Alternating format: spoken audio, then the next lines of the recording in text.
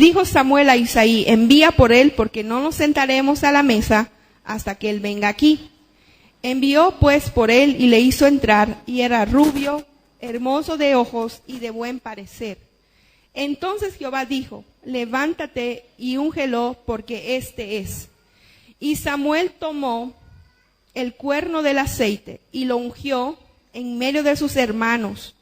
Y desde aquel día en adelante, el Espíritu de Jehová vino sobre David. Se levantó luego Samuel y se volvió a Ramá, dice la palabra del Señor. Padre, en el nombre de Jesús, bendice tu palabra, Señor. Trae revelación a nuestro corazón por medio de esta palabra, Señor amado.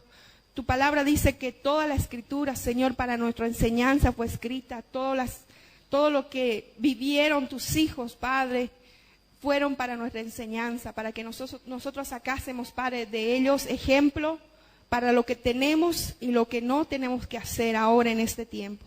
En el nombre precioso de Jesús, bendice tu palabra. Amén. Amén. La semana pasada estuvimos hablando de un acontecimiento muy importante en Primera de Samuel. Es uno de los capítulos que marcan el libro. Si usted le hacen una referencia a Primero de Samuel, lo primero que uno se acuerda es cuando Dios le dice a Samuel que Dios no quiere holocaustos, que Dios no quiere sacrificios, que a lo que Dios mira o lo que a Él le agrada es la obediencia. Y ahí viene lo que la palabra dice: obediencia quiero y no sacrificios. Pero estuvimos viendo que Dios le había mandado a hacer una tarea muy importante. La última oportunidad que Dios le había dado a Samuel era deshacerse de los amalecitas. Y muchas veces estábamos compartiendo la anterior semana que Dios le mandaba hacer al pueblo aparentemente cosas muy crueles. En esta ocasión, la última oportunidad que le dio a Saúl para que mostrara cómo era su corazón, era que le pidió que destruyera completamente a los amalecitas. Tenía que deshacerse de todo su ganado, de todos sus tesoros, animales, mujeres, varones, el rey por delante. Aún los niños de pecho tenían que morir. Esa fue la orden que Dios mandó a través del profeta. Pero cuando nosotros leemos el primer libro de Samuel, nos encontramos que ya cuando llegaron al lugar de la guerra, Saúl con el pueblo, ellos tomaron la decisión de qué iban a destruir y qué cosas se iban a quedar con ellos. Y entonces, cuando llegaron con Samuel, y Samuel les dice: han hecho lo que Dios ha pedido. Y entonces ahí vemos a Saúl excusándose de muchas maneras y llegando al punto incluso de echar la culpa al pueblo por las decisiones que él había tomado. Ahora, ¿por qué estoy volviendo un poquito para atrás? Hermanos, toda la palabra que nosotros leemos, aún en el Antiguo Testamento, tiene una aplicación espiritual. No es simplemente una historia que leemos de hechos que pasaron hace muchos, muchos años, sino tiene una aplicación espiritual. Y quiero volver a recordar la aplicación espiritual referente a este pasaje en particular del capítulo 15. Cuando Dios pide al pueblo que destruya todo, es porque Dios sabe lo que nos está pidiendo. Si nosotros traemos eso a este tiempo y a un contexto espiritual, cuando nosotros venimos a Cristo, venimos con todo lo del pasado, maldiciones, herencias, hábitos, problemas, formas de pensar, carácter, influencia de los padres, formación educacional, formación ideológica, doctrinal. Con todo ese paquete venimos al Señor. Y cuando usted recibe a Cristo como Señor y Salvador, eso no quiere decir que de la noche a la mañana se le va todos los problemas y todo el pasado que ha vivido. Porque no todos tenemos la dicha de recibir al Señor en temprana edad. Generalmente venimos al Señor cuando ya hemos recorrido un largo camino en nuestra vida, cuando ya hemos hecho muchas cosas y muchas cosas han pasado en nuestra vida. Y entonces el Señor, una vez que nosotros le recibimos a Él como Señor y Salvador, ahí empieza el proceso de la conversión. El proceso de la conversión, hermanos, es dar un giro de 180 grados a nuestra vida. De que usted iba en esta dirección, y eso lo sabemos muchísimo. Usted iba en esta dirección y cuando conoce a Cristo, usted tiene que dar un giro y empezar a andar hacia Cristo. Pero el hecho de que usted dé el giro de 180 grados no quiere decir que automáticamente dejamos todas las cosas. A medida que nosotros vamos conociendo a Dios, entendiendo el gobierno de Dios, entendiendo los principios de Dios, los mandatos de Dios, lo que Dios quiere de mí, es ahí cuando empieza el proceso de cambio y de transformación y de dejar las cosas que eran parte de mi vida.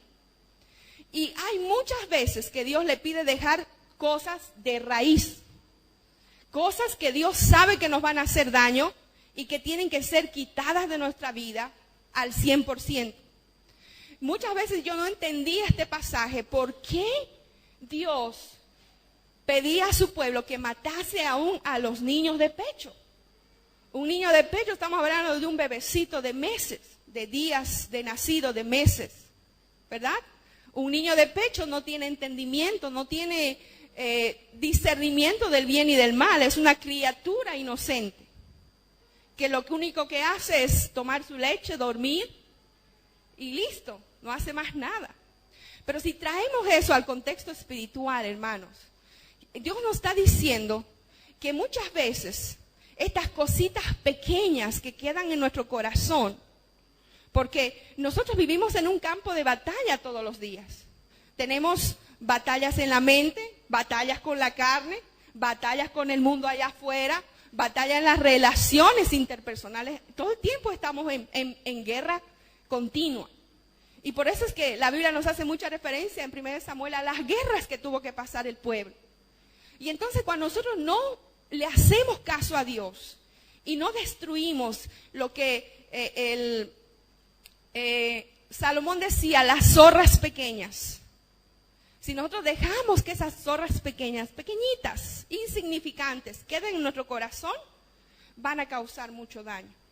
Y por eso es que muchas veces nosotros estamos estancados, una vida espiritual infructuosa, porque estamos agarrados de las cosas que Dios nos ha pedido que tienen que ser destruidas.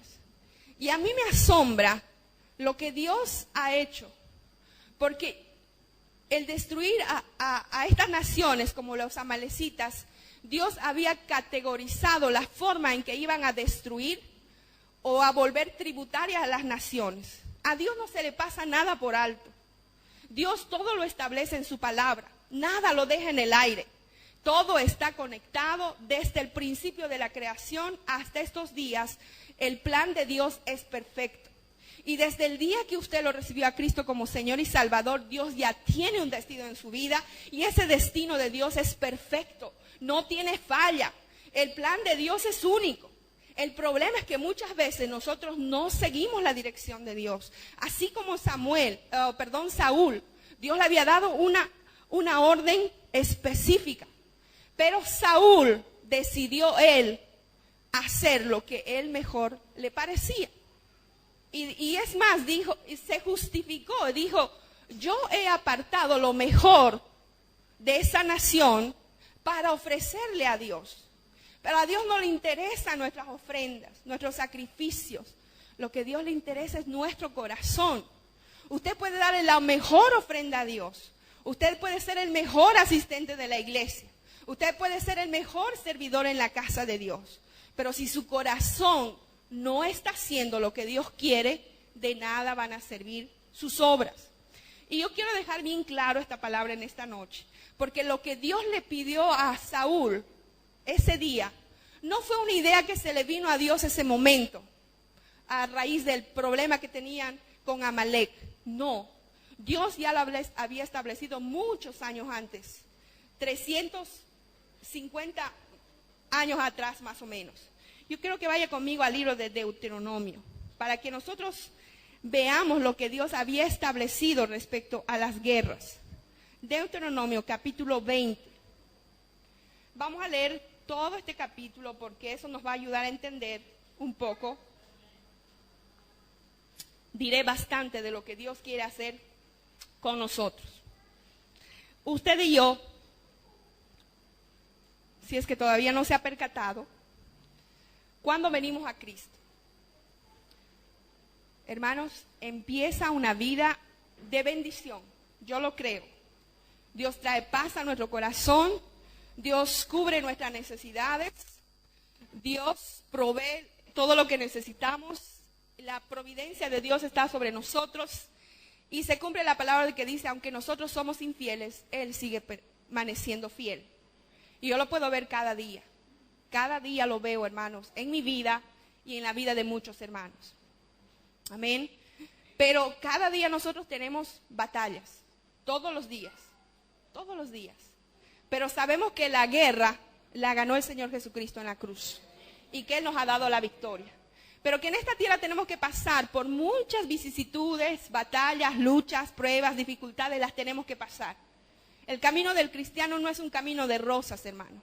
Aquel que le dijo que ser cristiano era todo aleluya, todo gloria y abundancia y prosperidad, le mintió. Porque el camino del Señor es difícil. El camino es angosto y muy pocos transitan por ella. Es fácil recibir a Cristo en un momento de emoción, en un momento de necesidad, en una circunstancia especial. Pero seguirle a Dios, a Jesucristo todos los días tomando su cruz, eso cuesta. Al Señor Jesús llevar la cruz por todo ese sendero hasta el Gólgota le costó muchísimo. No podía sostener esa cruz porque era demasiado pesada. Su cuerpo estaba débil, estaba golpeado. Pero tuvo que transitar todo ese camino para llegar a la cruz. Y en esa cruz estaba la victoria. Y nosotros pasa lo mismo. Todos los días tenemos que cargar nuestra cruz. Hay días que es más difícil cargar la cruz que otros días. Porque hay días que las luchas son más fuertes. Pero la corona no es para el que empieza la carrera, ni para el que empieza a llevar esa cruz, sino para el que llega al destino que Dios tiene para su vida. Y eso es lo que Dios quiere con nosotros. Y Dios ya había establecido cómo tenía que ser la conducta del pueblo frente a las reglas de la guerra. Y yo quiero que vaya conmigo al libro de Deuteronomio capítulo 20. La palabra del Señor dice así, una ley establecida para el pueblo muchos años antes. Cuando salgas a la guerra contra tus enemigos, si vieres caballos y carros y un pueblo más grande que tú, no tengas temor de ellos, porque Jehová tu Dios está contigo, el cual te sacó de tierra de Egipto.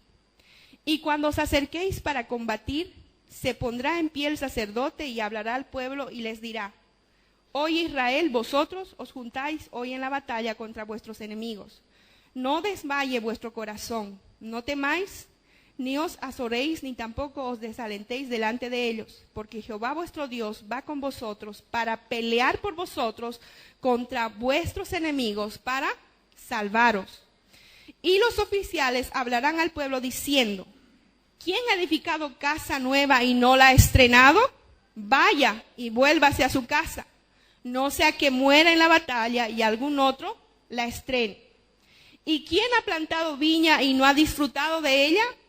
Vaya y vuélvase a su casa, no sea que muera en la batalla y algún otro la disfrute. ¿Y quién se ha desposado con mujer y no la ha tomado? Vaya y vuélvase a su casa, no sea que muera en la batalla y algún otro la tome. Y volverán los oficiales a hablar al pueblo y dirán: ¿quién es hombre medroso y pusilánime? Vaya y vuélvase a su casa, y no apoque el corazón de sus hermanos como el corazón suyo. Y cuando los oficiales acaben de hablar al pueblo, entonces los capitanes del ejército tomarán el mando a la cabeza del pueblo. Cuando te acerques a una ciudad, aquí van las instrucciones, para combatirla, le intimarás la paz, y si respondiere paz, y te abriere todo el pueblo que en ella fuere hallado, te será tributario y te servirá. Mas si no hiciere paz contigo y emprendiere guerra contigo, entonces la sitiarás. Luego que Jehová tu Dios la entregue en tu mano, herirás a todo varón suyo a filo de espada. Solamente las mujeres y los niños y los animales y todo lo que hay en la ciudad, todo su botín tomarás para ti y comerás del botín de tus enemigos, los cuales Jehová tu Dios te entregó. Así harás a todas las ciudades que estén muy lejos de ti, que no sean de las ciudades de estas naciones. Versículo 16. Pero de las ciudades de estos pueblos que Jehová tu Dios te da por heredad, ninguna persona dejarás con vida, sino que los destruirás completamente, al Eteo, al Amorreo, al Cananeo, al Pereceo, al Heveo y al Jebuseo, como Jehová tu Dios te ha mandado, para que no se enseñen a hacer según todas sus abominaciones que ellos han hecho para sus dioses, y pequéis contra Jehová vuestro Dios. Cuando sitiéis alguna ciudad peleando contra ella muchos días para tomarla, no destruirás sus árboles metiendo hacha en ellos, porque de ellos podrás comer, y no los talarás, porque el árbol del campo no es hombre para venir contra ti en el sitio. Mas el árbol que sepas que no lleva fruto, podrás destruirlo y talarlo para construir baluarte contra la ciudad que te hace la guerra, hasta sojuzgarla, dice la palabra del Señor. Yo creo que más claro que eso no hay. Hay muchas cosas en nuestra vida, hermanos, que Dios nos pide que tienen que ser erradicadas completamente. Cosas que van a ser tropiezo para nuestra relación con Dios. Cosas o personas que van a querer ocupar el lugar que Dios debe ocupar en nuestro corazón. Y déjeme decirle que Dios nos ha dado la capacidad de nosotros podernos dar cuenta de cuáles son esas cosas que Dios nos ha pedido que destruyamos, pero que sin embargo todavía están en nuestro corazón. Es difícil destruir esas cosas pequeñas. Nadie se atreve a matar a un niño de pecho. Pero si Dios pide que hagamos, hermano, lo tenemos que hacer. Porque tienen sus consecuencias. El pueblo de Dios había recibido esa instrucción muchísimos años atrás. Pero el pueblo de Dios desobedeció deliberadamente esa instrucción que Dios le había dado. Y usted sabe las consecuencias que sufrió el pueblo. Dios le había pedido que destruya a todos esos pueblos feos. Todos los feos tenían que ser destruidos. Porque el peligro de que permanecieran con vida era que iban a contaminar el corazón del pueblo escogido de Dios. Y a la larga iba a ser la destrucción del pueblo. Y eso es lo que pasó. Cuando el pueblo dejó que esos enemigos fuertes se quedaran con vida y empezaron a perdonar según su misericordia humana, la destrucción cayó sobre ellos. Y el resto es historia, hermanos. Dios permitió que los enemigos invadieran a su pueblo. Hubo tanta destrucción, hermano, tanto exilio, tanto dolor, que tuvieron que pasar muchos años para que se restaurara toda esa obra de Dios. Y Dios no quiere que pase lo mismo con nosotros. Hermanos, cuando nosotros dejamos estas pequeñas cositas en nuestro corazón, con el tiempo estas cosas nos van quitando la comunión con Dios, la presencia de Dios, el servicio a Dios, la obediencia a Dios. Y no importa cuántas cosas nosotros hagamos, las cosas van a estar mal. Lo triste es que Saúl fue desechado. ¿Siguió siendo rey sobre Israel? Sí, siguió siendo rey sobre Israel. Aunque Dios ya se había escogido un varón conforme a su corazón, pero Dios es fiel a su palabra. Lo había elegido rey a Saúl y Saúl iba a completar el tiempo de su reinado. ¿Cuántos años reinó Saúl? 40 años. Y sabe que el 40 es número de prueba. El número 40, hermano, está como unas 9 veces escrita en la palabra. 40 es número de prueba. 40 años estuvieron en el desierto. El Señor Jesucristo, cuando iba a empezar su ministerio, entró en un ayuno de 40 días. Cuando vino el diluvio, el arca estuvo resguardada y llovió, dice la palabra, 40 días y 40 noches. El 40 es número de prueba. Y Dios estaba probando el corazón de Saúl, aunque había sido desechado, pero Dios lo estaba probando. Y muchas veces puede pasar lo mismo con nosotros. Nosotros podemos seguir cumpliendo una función, viviendo, pero ya lejos del corazón de Dios y desechados. Amén. El capítulo 16, y quiero terminar con algo particular en esto. Todos nos conocemos la historia del ungimiento de David. Pero hay ciertos detalles, hermanos, que es importante tomar en cuenta. Samuel tenía un gran cariño por Saúl. Muchas veces había intentado persuadirlo para que cambiara de actitud. Y cuando finalmente Dios lo desechó a Saúl y ya no le dio otra oportunidad, dice que lloró muchísimo Samuel. Se pasó días llorando. Y llegó un tiempo en que Dios le dijo, ya basta de llorar. Tienes que hacer tu trabajo. Porque yo ya escogí un varón que va a gobernar esta nación, pero van a ser con mis principios. Y te toca ir a buscar ese varón. Pero Samuel tenía criterios de evaluación humana, físicos. Cuando fue elegido Saúl, ¿por qué lo eligieron a Saúl? Era hombre de guerra, era bastante alto, bastante bien parecido. ¿Perdón? Sobresalía, esa es la palabra, sobresalía por encima de los demás.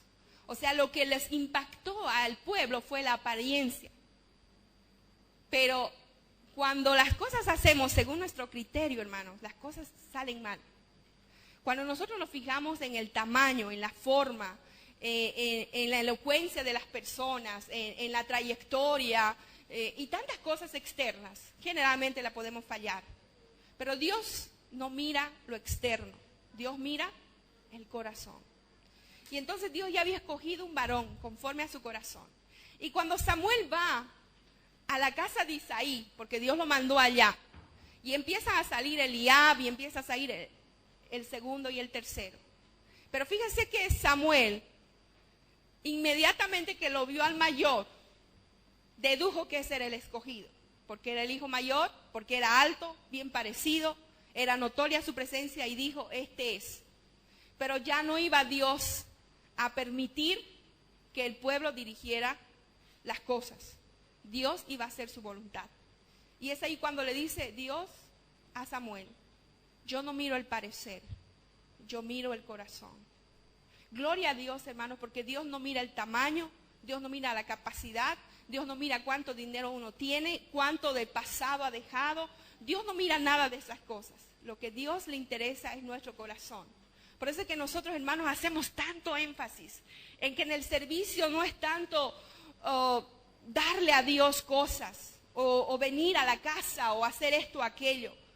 Lo que le interesa a Dios es conocerte, es saber que tú le amas, es saber que cuando estás en tu casa a solas, tú le adoras a Dios. Es cuando tú estás pasando por un problema, le sigues adorando a Dios. Es cuando estás sufriendo injusticia, le sigues adorando a Dios. Es cuando todo te sale mal, le sigues adorando a Dios y le sigues sirviendo y obedeciendo con la misma intensidad que lo haces cuando las cosas están bien.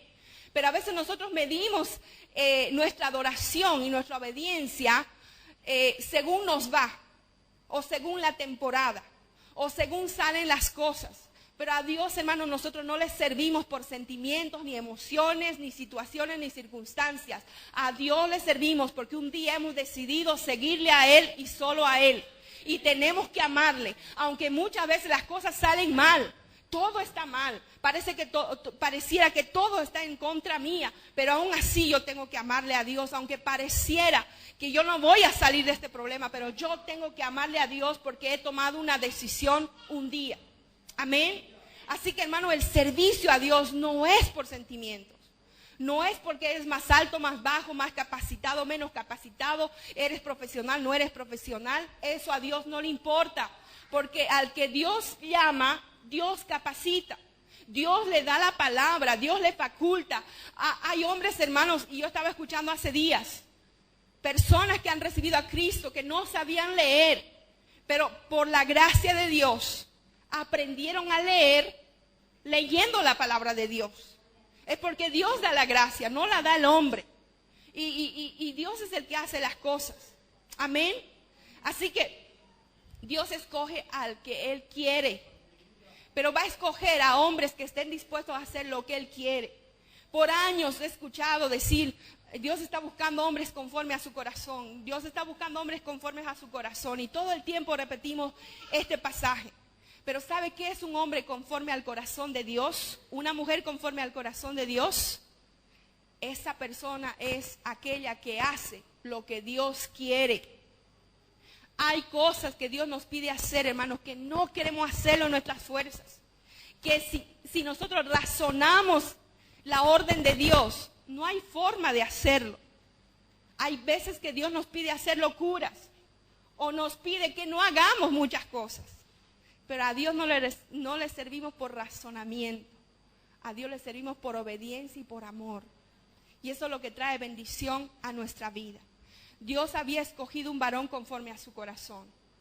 Era el menos indicado, el hijo menor, el más insignificante, el que estaba cuidando unas ovejas. Que cuando llegó Samuel a la casa, estaban los 7 hijos y no le habían invitado a David. Y cuando iba pasando uno, el 2, el 3, el 4, y Dios decía, no es este, no es este, no es este. Y llegó el 7º y no es este. Entonces dijo, aquí está mal, algo está mal, dijo Samuel. Y le preguntó a Isaí, ¿por si acaso no tienes otro hijo más? Y entonces Isaí se acordó que tenía un hijo menor que estaba cuidando las ovejas. Fueron y lo buscaron. Y cuando lo trajeron, ni bien entró ese niño, porque dice la palabra que David tenía como unos 17 años. Era un adolescente. Cuando entró, Dios dijo, este es el que he escogido. Amén. ¿Y sabe cuántos años tardó en subir al trono David? 13 años. Tuvo que esperar 13 años para ser el segundo rey de Israel. Pero ¿sabe usted que durante esos 13 años de vida le pasaron muchas cosas a David? ¿Y sabe cuál fue la primera tarea que le dieron al rey que Dios había escogido? ¿Ha leído esos pasajes? ¿Cuál fue la primera tarea que le dio el rey Saúl a David?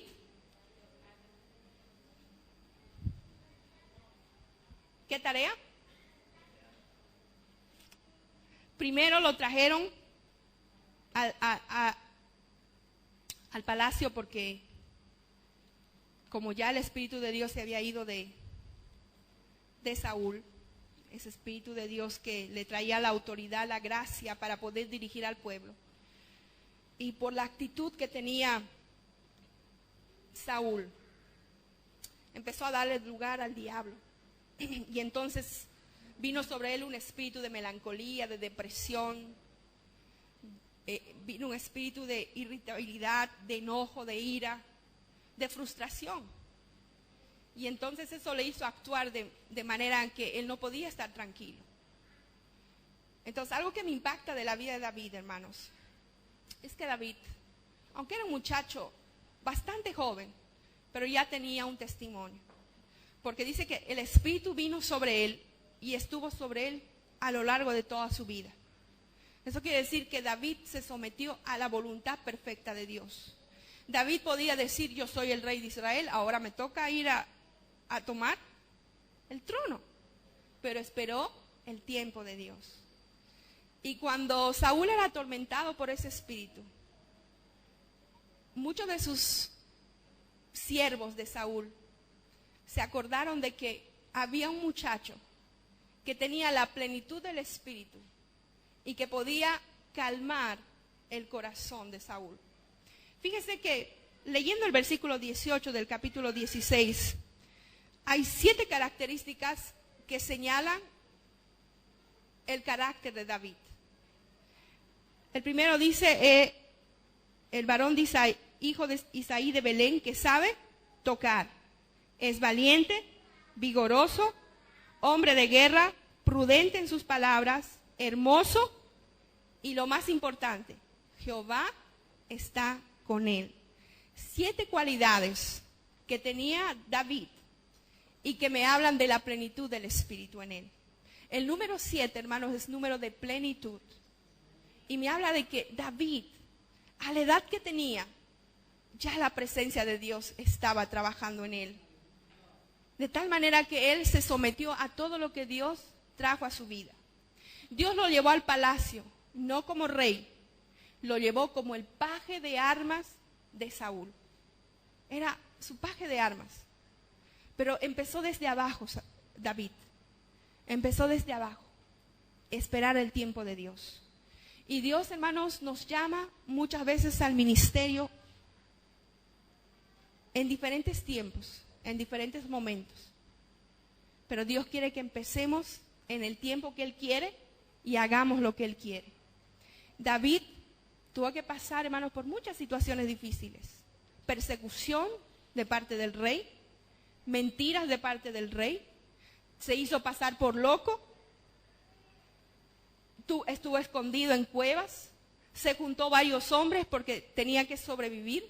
2 veces tuvo la oportunidad de matar a Saúl, porque Saúl no tenía temor de querer matarlo. Varias veces había intentado hacerlo, pero todas las veces que Saúl intentaba matarlo, allí estaba David esquivando la muerte, porque no era su tiempo. Pero aún así, David, teniendo en sus manos el poder de dar muerte a aquel que perseguía su vida, no lo mató, porque dijo, yo no puedo tocar al ungido de Jehová, porque aunque él había sido escogido de parte de Dios, todavía había un rey en ese trono. Y David era muy consciente de esas cosas. Amén. Y Dios tiene el tiempo para cada uno de nosotros. Yo cada vez le digo a todos los que me preguntan, en la iglesia, hermanos, en la iglesia del Señor Jesucristo, no hay hombres pasivos.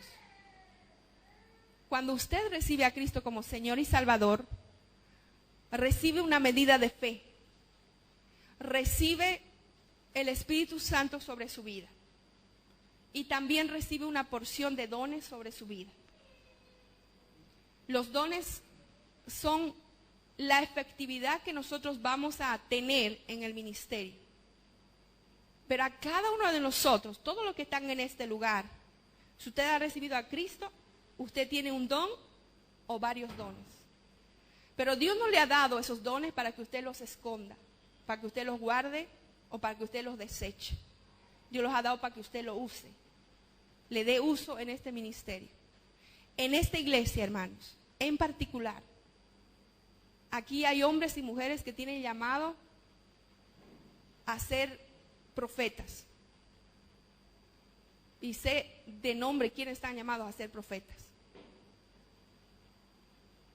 En verdad se lo digo. En esta casa hay hombres que han sido llamados al pastorado. Algunos que están en proceso. Ya va a llegar su tiempo. Hay otros que han sido llamados a la enseñanza, al ministerio de la misericordia, de la administración, del dar. Muchos ministerios. Dios lo ha llamado. Y cada uno de nosotros, hermanos, sabe a lo que Dios le ha llamado. Otra cosa es que uno se niegue a hacer lo que Dios le ha llamado a hacer. Pero la única manera de descubrir cuál es la capacidad o el don que Dios le ha dado es buscando. Dios no llama a sus hijos al servicio pasivo. Lamentablemente, si ese era su pensamiento en la iglesia, no hay ministerio pasivo y que usted se jubila y va a recibir su jubilación por los años que ha estado sentado en esa silla. No hay eso en la iglesia. Hasta que usted se muera o hasta que Dios lo quiera, usted tiene que servir. Amén. Juan es un ejemplo de él. El apóstol Juan ya tenía casi 80 años y habían pasado 50 años desde que había muerto el Señor Jesús, pero seguía fiel en el ministerio y muy activo, ministrando jóvenes, hermano. O sea que nosotros tenemos que servir al Señor todos los años que nos queden de vida. Mientras tengamos fuerza, tengamos vida, tengamos la fuerza de Dios, tenemos que servirle. Pero ¿sabe cuál es el peligro de no usar los dones que Dios nos ha dado? Es que vamos perdiendo lo que Dios ha depositado en nosotros. Pero eso no es nada. Va a llegar un día en que Dios le va a pedir cuentas a usted de lo que ha hecho. Así que está en cada uno. David era un muchacho. Y usted sabe cuál es la actitud de un muchacho. Está empezando a vivir, no conoce muchas cosas. Pero ese muchachito decidió servir al Señor. Y tenía más madurez y más de Dios en su corazón que cualquier otro adulto que había en ese tiempo. Y esperó el tiempo de Dios y le sirvió a Dios donde Dios lo mandaba. Y si usted lee el capítulo 16, 17, 18 en adelante, usted va a encontrar una frase que dice, y David andaba prudentemente, andaba con mucha prudencia. Esa era la particularidad de David. David no hacía las cosas alocadamente. Todos sus pasos, sus decisiones eran con prudencia, con sabiduría, y siempre venía sobre él el éxito y la prosperidad. A tal punto que llegó un tiempo que las mujeres salieron diciendo, Saúl mató a 1000 y David a sus 10,000. No era que David las incitó a las mujeres para que empezaran a cantar eso por su apariencia, sino sus hechos lo demostraban. Y eso causó mucho celo en el rey Saúl. Amén. Yo quiero que usted, para terminar, medite en su corazón. Si usted ha destruido todos los amalecitas que hay en su corazón, los amalecitas, hermanos, de nosotros son esas cosas espirituales que nos están haciendo daño y que Dios nos pide que nos despojemos de ellas. Pongámonos de pie.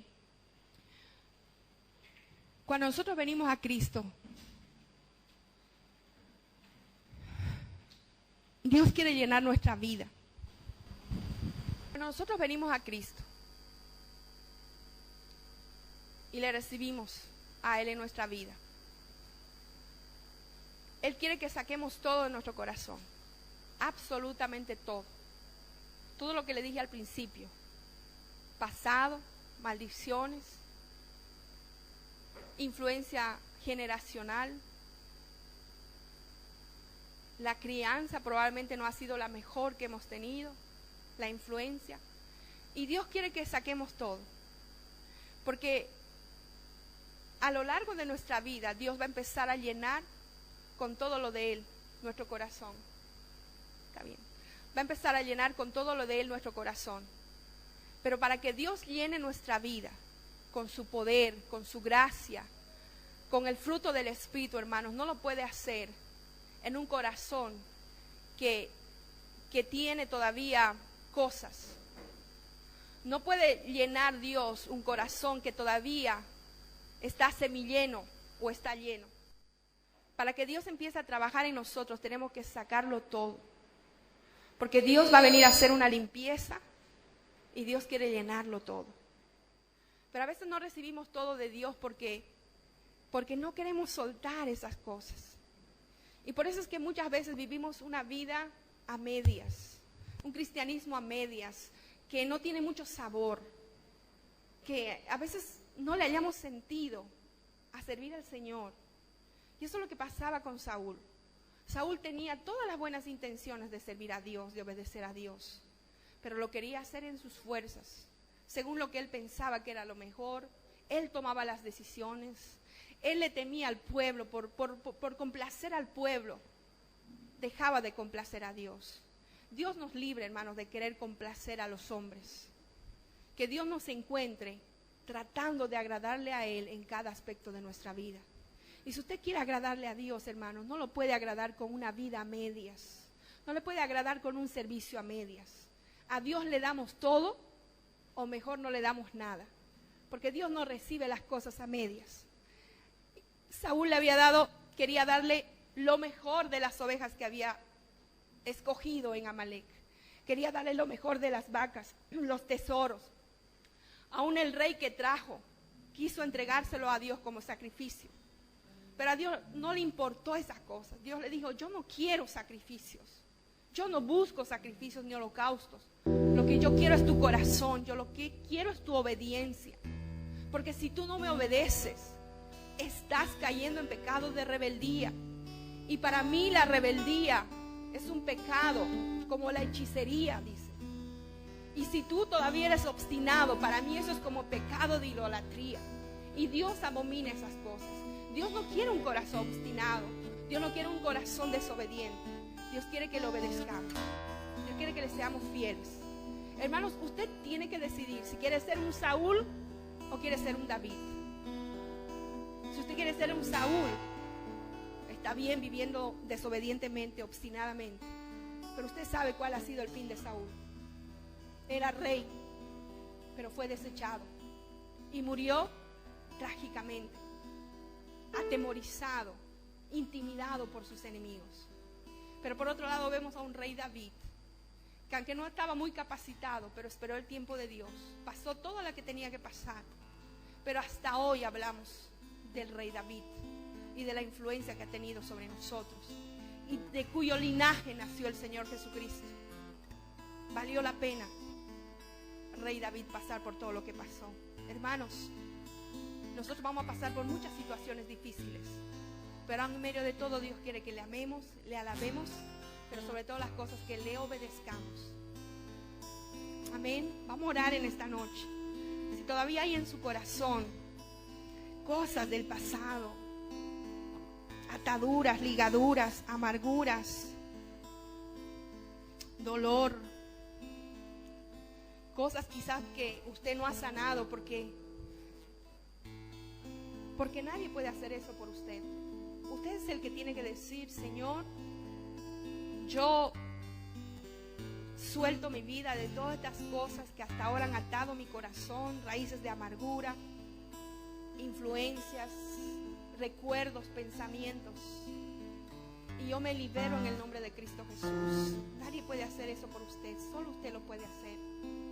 Padre, en el nombre de Jesús, yo te doy gracias porque tu palabra es útil aún en este tiempo. Te doy gracias, Padre, porque tú me enseñas a través de una vida tan triste como la de Saúl, que tenía todo para ser un rey, Padre, recordado por sus buenas obras. Tenemos, Señor, la tristeza de recordarlo por las cosas tan terribles que hizo. Un hombre que vivió su vida conforme a su corazón, que nunca se sometió a tu señorío, que tenía miedo del pueblo y hacía las cosas por agradar a los demás antes que a ti. Y tú le diste tantas oportunidades, Señor, y cada una de ellas las desechó. Y llegó un tiempo en que tú dijiste, me pesa en mi corazón haberlo puesto por rey. Y no era que tú estabas arrepentido, Señor, sino que te dolía en tu corazón tanta desobediencia, tanta rebeldía. Pero tú eres un Dios de oportunidades. Y más ahora, Señor, que vivimos nosotros en un tiempo de gracia por el sacrificio de Cristo en la cruz. Ya no pasamos, Señor, por esas situaciones que pasó el pueblo de Israel, tan terribles, que tú dabas oportunidades contadas. Pero cuando venía tu juicio, Padre, tu juicio era terrible. Y sucedió con el pueblo que era la niña de tus ojos. Ese pueblo, Señor, que se entregó a la idolatría, a la hechicería, a adorar dioses falsos. Y fue su perdición. En el nombre de Jesús, Padre, sabemos que la vida del cristiano no es fácil, porque tenemos luchas que enfrentar cada día. Hay batallas a las que tenemos que salir todos los días, Señor.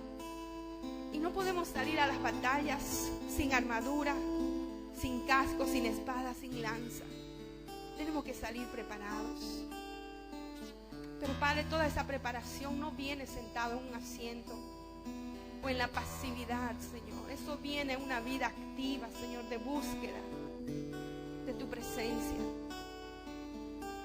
el nombre de Jesús, yo te pido que nos ayudes a identificar todas aquellas cosas que están siendo de tropiezo para nuestro crecimiento espiritual, que son esos amalecitas que han quedado, Señor, que nosotros consideramos que no van a hacer daño, que están ahí o que tememos sacarlos de nuestro corazón. Pero cuando tú diste la orden al pueblo de destruir esas naciones que iban a ser de gran peligro sobre ellos, Señor, lo hiciste porque sabías lo que iba a pasar. Y tú eres un Dios que lo sabe todo. Tu palabra dice, Señor, que tú conoces nuestros pensamientos y nuestro corazón como nadie. Tú lo conoces y tú sabes todas las cosas que nos hacen daño.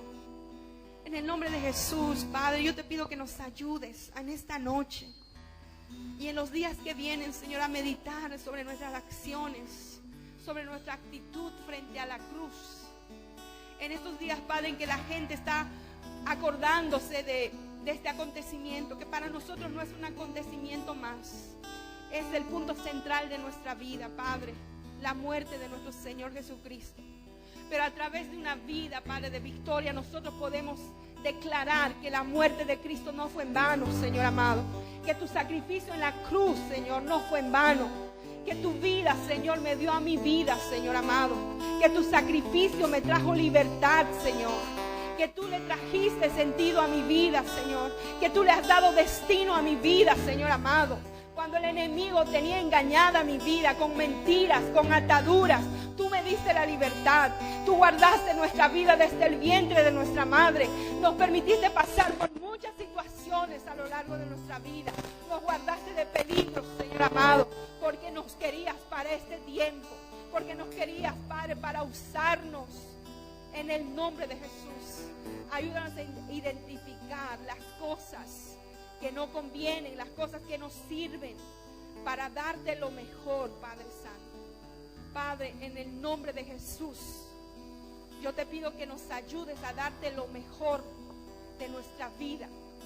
Tu palabra insta, Padre, al pueblo a amar a Dios sobre todas las cosas. Y debemos amarte con todo nuestro corazón, con toda nuestra mente, con todas nuestras fuerzas y con toda nuestra alma, dice tu palabra. Con todo nuestro ser, espíritu, alma y cuerpo, Señor. En el nombre de Jesús, levanta hombres y mujeres como David, conforme a tu corazón, que hagan lo que tú quieras, Señor amado. Aunque muchas veces lo que tú quieras hacer con nosotros no va acorde con nuestra voluntad. Pero al final de cuentas, tú eres el soberano Dios. Tú sabes, Señor, las cosas del pasado, del presente, y tú conoces nuestro futuro. Tú sabes, Señor, los años que va a vivir cada uno de los que estamos en este lugar. Tú sabes lo que va a acontecer mañana con cada uno de nosotros, Padre. En el nombre de Jesús, ayúdanos a vivir un día a la vez, como si hoy fuera el último día de nuestra vida, y darte lo mejor, Padre. Líbranos de darte sobras, de darte lo que no conviene, de darte adoración adulterada, Padre. Líbranos de darte, Señor, alabanza, Padre, recortada, para aunque estemos con nuestro corazón quebrantado, lastimado, queremos adorarte, Padre, porque tú eres digno. Señor Jesús, tú estuviste en la cruz. Estuviste en la cruz. Fue doloroso. Probablemente tú no tenías ganas de estar ahí, porque lo que estaba pasando fue el peor sufrimiento que podía pasar un hombre y la peor vergüenza. Pero lo hiciste por mí y por cada uno de los que estamos en este lugar. Y nos diste ejemplo, Padre, que aún en medio del dolor, en medio de la agonía, podemos decir como tú decías: perdónalos, porque no saben lo que hacen. Aún en la cruz, tú podías dar esperanza a uno que estaba perdido, Señor. Permítenos, Señor, amarte de la misma manera que tú nos has amado y que nos amas incondicionalmente. Levanta esta casa, Padre, con hombres y mujeres de integridad, que te den todo, que se jueguen todo por ti, Señor, que entreguen hasta lo último de sus fuerzas, de su capacidad, de su corazón a ti. Tú no estás buscando nuestro conocimiento, tú no buscas nuestro dinero, tú no buscas, Señor, nuestras emociones. Tú estás buscando nuestro corazón. Tú estás buscando el corazón. Encuentra hombres y mujeres que te den su corazón. Hay muchos de nosotros que nos resistimos a darle nuestro corazón a Dios. Hay muchos en este lugar que le han dado al Señor su capacidad, dinero, pero no le han dado su corazón. Y Dios no quiere nada de lo externo, ni lo que tú tienes, porque todo lo que tenemos de Él viene. Pero algo que Dios, sobre lo que Dios no tiene la capacidad, diríamos, de tomar a la fuerza, es tu corazón. Porque Dios nos ha dado voluntad propia. Y nosotros somos los que decidimos si le vamos a servir o no. Por eso es que Dios no quiere lo externo, Dios quiere tu corazón. Porque cuando tú le entregas tu corazón a Dios, Dios empieza a transformar tu corazón.